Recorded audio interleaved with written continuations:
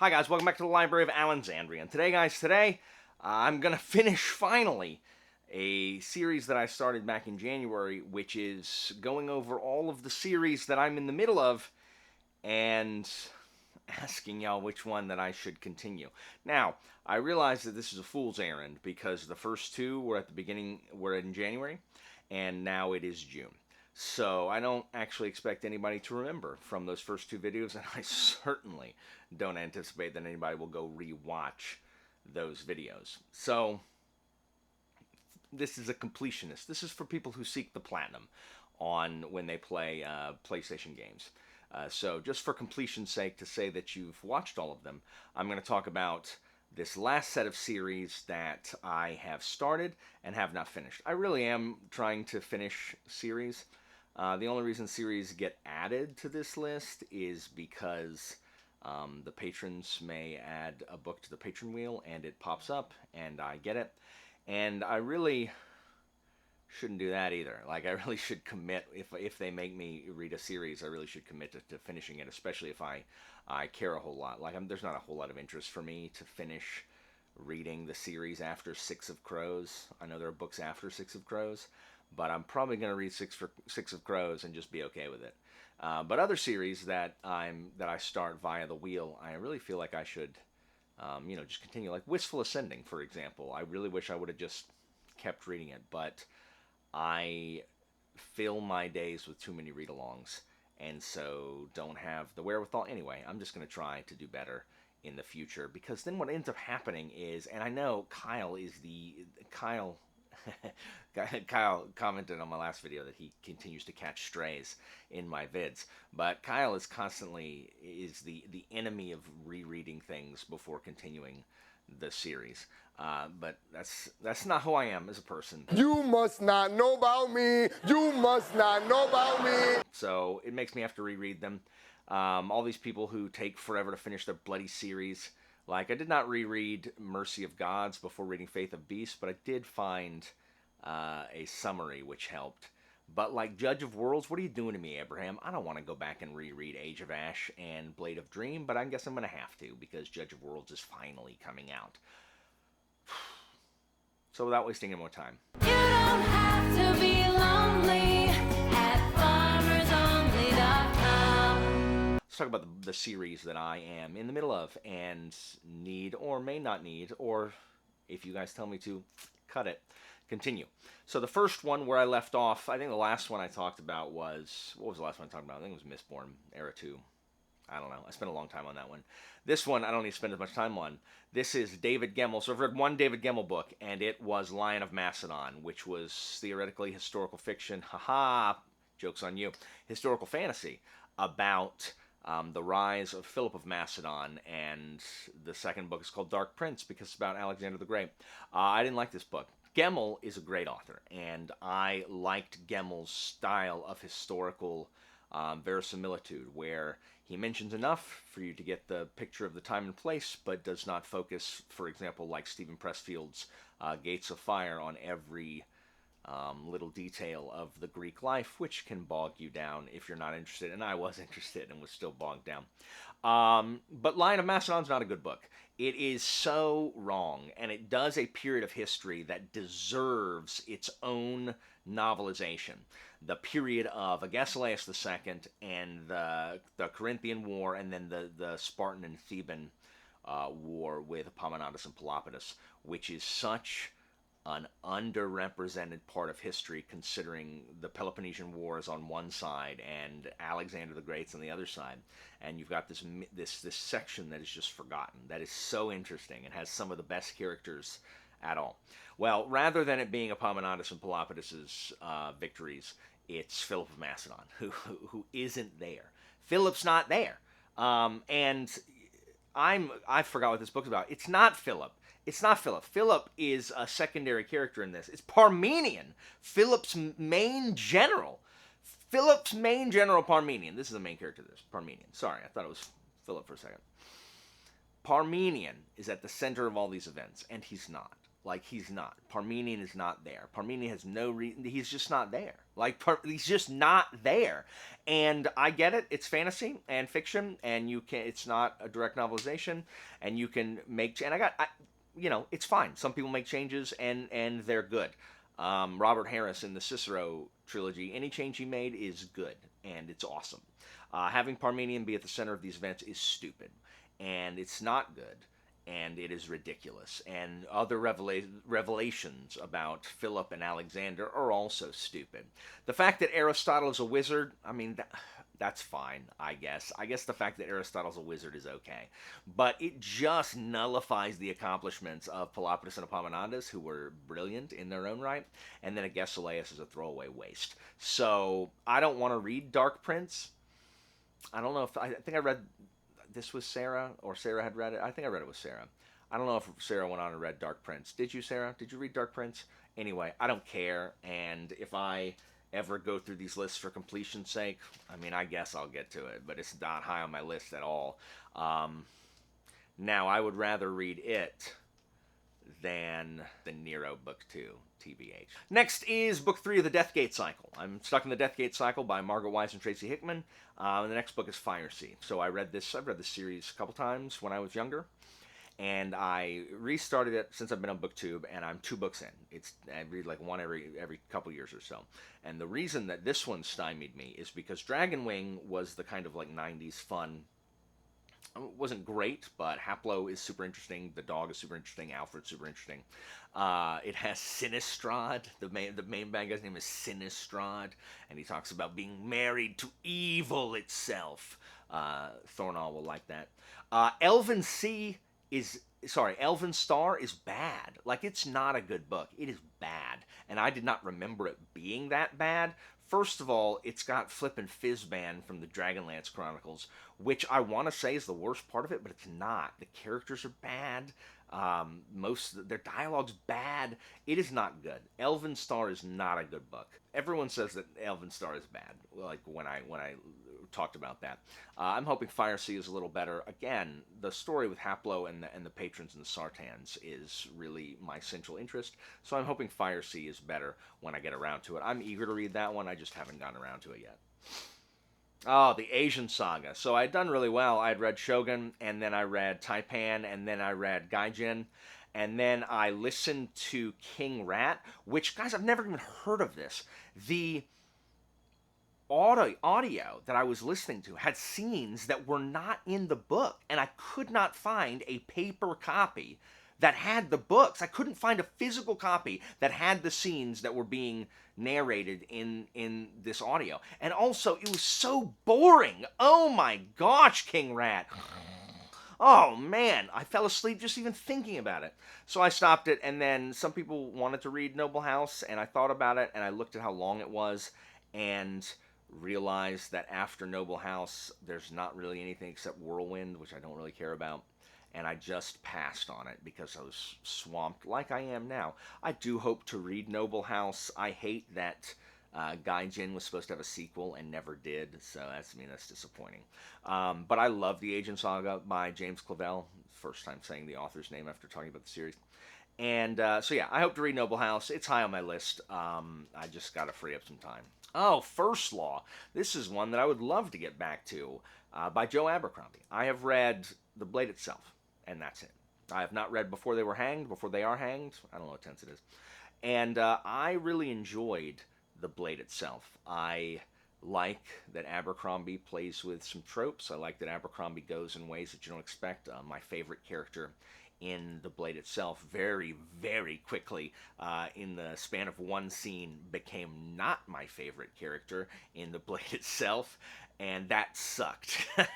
So I thought that was super impressive. Stephen Pacey is great in the audio, as everyone knows. So I will read this one again before I start the First Law trilogy. I really want to read this one. I need to schedule it in somewhere so I can read it, because I enjoyed it greatly. I think Abercrombie is good. I think the character voices are unique.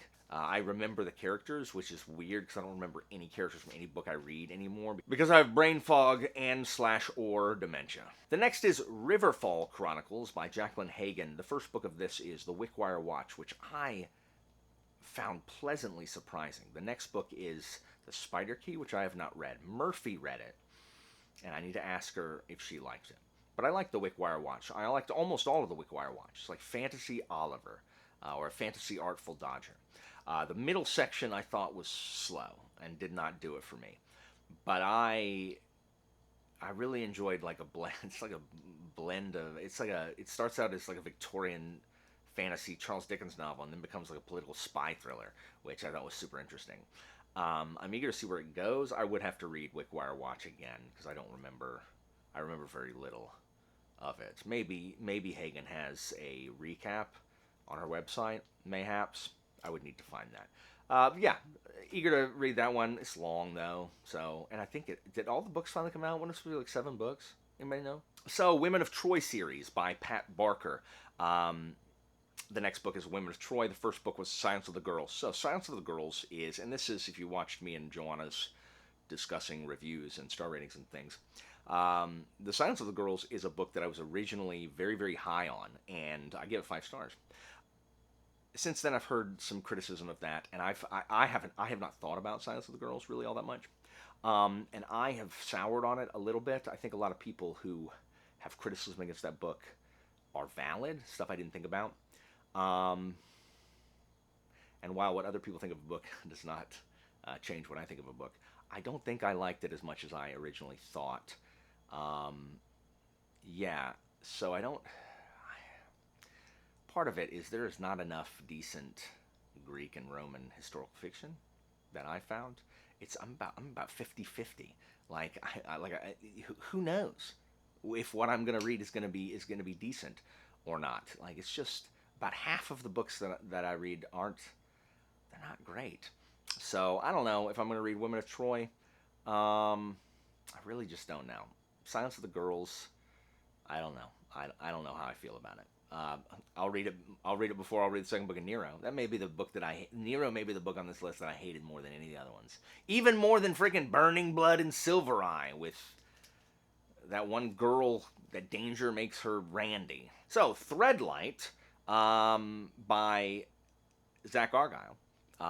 Book 2 is Stones of Light. I really want to read that. I had the pleasure of reading Voice of War because it was a patron pick by Ryan, and I actually really, really enjoyed it. So the only thing I don't enjoy about it is like italics. There's like pushing and pulling as the magic because it's thread, but like it's in italics, and the problem is like when I read italics, I emphasize it in my head. So since I sub-vocalize, I always hear it as pushing and pulling, and it drives me crazy. But I mean, it's a stylistic choice.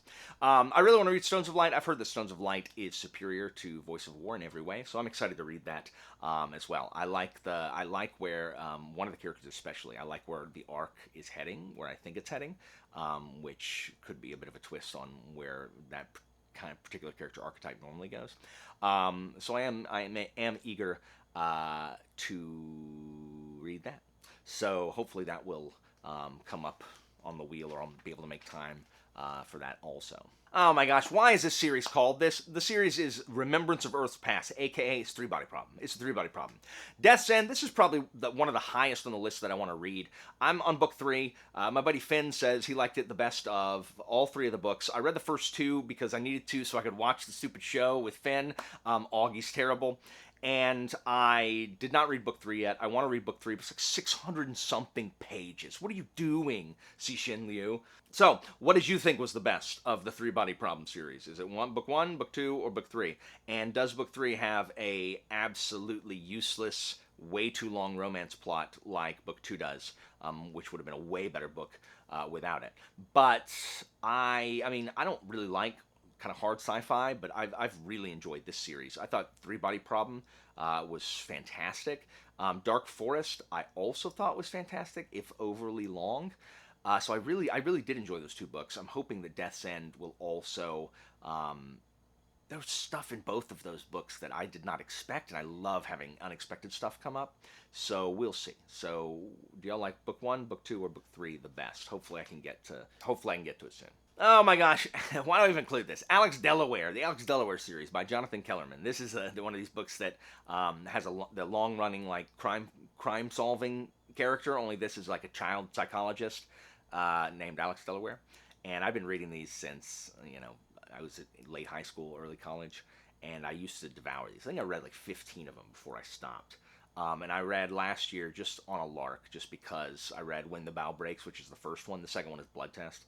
And, I mean, they're all low-key mid. I don't remember any of them being, jaw-droppingly awesome, unlike the Jeffrey Deaver, like Lincoln Rhyme books. Some of those I just remember being, flooring as being super cool. But these are, comfort, like guilty pleasure reads, like the domestic thrillers that I've been embroiled in. So when I just need a break from something, like I may need a break from Red Seas Under Red Skies right here. I don't even know what's going on right here. I may have to put that down and pick something up that'll fly, like Clash of Kings or something. But at some point I'll read it. There are so many of them. I don't ever expect to finish it. And at some point they reach an era where they only appear in that certain skinny MMPB format, which I just won't read. Beartown by Frederick Backman. It has 3 books, apparently. The second is called Us Against Them. I don't think I'm going to read it. I don't think I'm going to read it or the one after it. Beartown seemed self-contained enough. It is a horrible town filled with horrible people who deserve to have their city taken over by corporate interests. And that's not something that I say very often. But I would love for Walmart to put all of those people out of business so that they can sit and live with their horrible, horrible selves. So yeah, Beartown is good. I would never read Beartown again. And I don't think I'm going to continue with that one. So Beartown's enough, but there it will sit unless one day I need to complete. Because just like PlayStation, where once you have earned a trophy, you cannot actually delete that from your game list. That will just stay there unfinished, 33% complete for all time. I don't think I'm going to continue with this one either.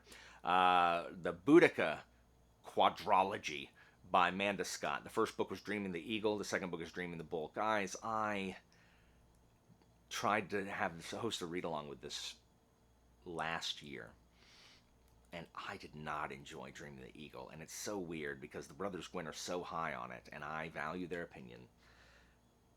It is as if Amanda Scott hates historical fiction because anything that I like about historical fiction is something that Amanda Scott does not like. She removes anytime, okay, finally, we're coming to a part that I want to read about. No, gone, cut. Battle's over like that. No one cares.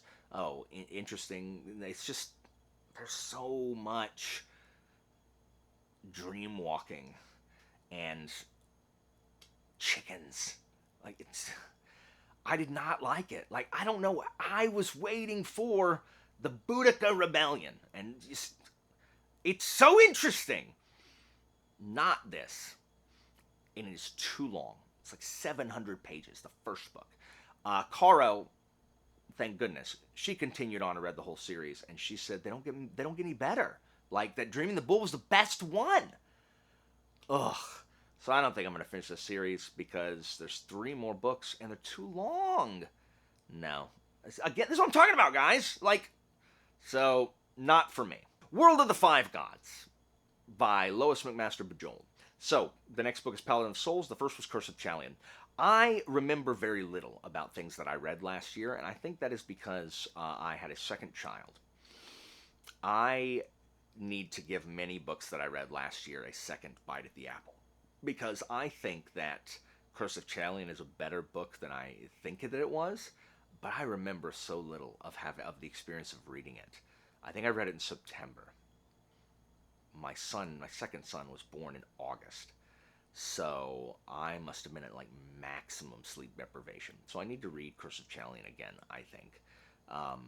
But I do want to continue at least with the second book.